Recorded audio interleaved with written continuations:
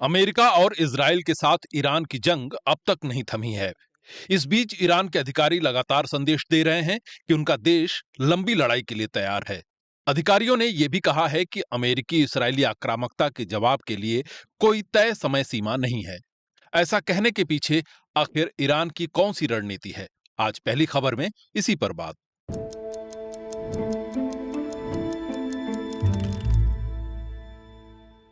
Iran की supreme national security council के सचिव अली लारिजानी ने 2 मार्च को कहा था, ईरान अमेरिका के विपरीत एक लंबी जंग के लिए खुद को तैयार कर चुका है। रक्षा मंत्रालय के प्रवक्ता ब्रिगेडियर जनरल रजा तलाईनिक ने कहा कि ईरान दुश्मन की तुलना में कई गुना ज्यादा समय तक अपनी रक्षा हमलावर तरीके से कर सकता है।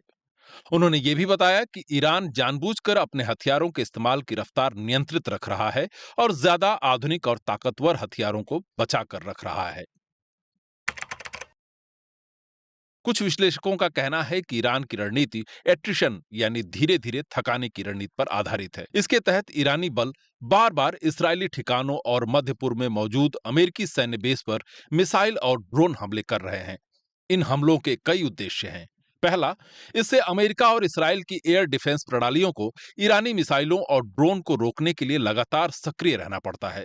अमेरिका के पैट्रियट और थार्ड जैसे एयर और मिसाइल डिफेंस सिस्टम तकनीकी रूप से बेहद उन्नत हैं, लेकिन बहुत महंगे हैं और उनकी संख्या सीमित है। कई बार जिस मिसाइल या ड्रोन को वे मार गिराते हैं, उसकी कीमत उनसे बहुत कम होती है। यानी महंगे हथियारों से ईरान के सस्ते ड्रोन मारे जा रहे हैं। दूसरा, लगातार हमलों से इंटरसेप्टर के भंडार, लॉजिस्टिक्स नेटवर्क और सैन्य तैयारी पर दबाव पड़ सकता है। ईरानी अधिकारियों का कहना है कि उनके हथियारों की आपूर्ति ज्यादा टिकाऊ है और सशस्त्र बल मौजूदा रफ्तार से कम 6 महीने तक हाई इंटेंसिटी वॉर जारी रख सकता है। कई कमांडरों का कहना है कि मिसाइल उत्पादन पूरी तरह देश के भीतर होता है और इसके कई उत्पादन केंद्र और बड़े भंडार हैं, जिससे ईरान लंबे समय तक हमले जारी रख सकता है। ऐसा भी लगता है कि ईरान हमलों को समय के साथ फैला रहा है, जिससे विरोधी पक्ष को लगातार रक्षा करनी पड़े, बजाय इसके कि वो एक ही निर्णायक हमले का सामना करे। यह रणनीति उस व्यापक सैन्य सिद्धांत का हिस्सा है जिसे ईरान ने दशकों में विकसित किया है, ताकि बड़े और अधिक शक्तिशाली देशों की सैन्य बढ़त का मुकाबला किया जा सके।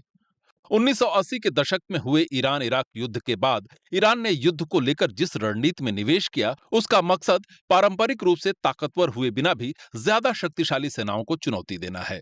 लक्ष्य ये नहीं होता है कि सीधे दुश्मन को हरा दिया जाए, बल्कि युद्ध को महंगा, लंबा और अप्रत्याशित बना देना ही मुख्य उद्देश्य होता है। लंबा चलने वाला संघर्ष ईरान के भीतर और दुनिया भर में बड़े आर्थिक असर पैदा कर सकता है। क्षेत्र से ऊर्जा आपूर्ति में बड़ी बाधा आने का खतरा है, जिससे दुनिया भर में उपभोक्ताओं और कारोबारों के लिए कीमतें बढ़ सकती हैं। दुनिया के तेल का लगभग 20% हिस्सा होर्मुज स्ट्रेट से गुजरता है, लेकिन युद्ध शुरू होने के 1 सप्ताह से ज्यादा समय बाद इस संकरे समुद्री रास्ते से आवाजाही लगभग ठप हो गई है। ईरान भी आर्थिक दबाव में है। अंतर्राष्ट्रीय प्रतिबंधों के कारण उसकी अर्थव्यवस्था पहले ही कमजोर हो चुकी है और युद्ध की स्थिति में सैन्य खर्च बढ़ने, मुद्रा में अस्थिरता और व्यापार सेवा क्षेत्रों में रुकावट के कारण दबाव बढ़ सकता है।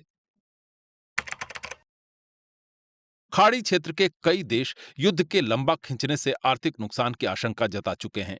इन देशों में जहां ईरान अमेरिकी सैन्य बेस पर हमला कर रहा है और इसे हमलावर की संपत्तियों और ठिकानों को निशाना बनाने की बात कर रहा है, वहीं इनमें से कुछ देशों ने लड़ाई बंद करने के लिए कूटनीतिक प्रयासों को फिर से शुरू करने की अपील की है। साथ ही लगातार लड़ाई क्षेत्रीय गठबंधनों को भी बदल सकती है और पड़ोसी देशों को ईरान के विरोधियों में बदल सकती है। ऐसे में ईरान के लिए चुनौती यह है कि वो सैन्य रणनीति को आर्थिक मजबूती और घरेलू स्थिरता के लिए संतुलित रखे।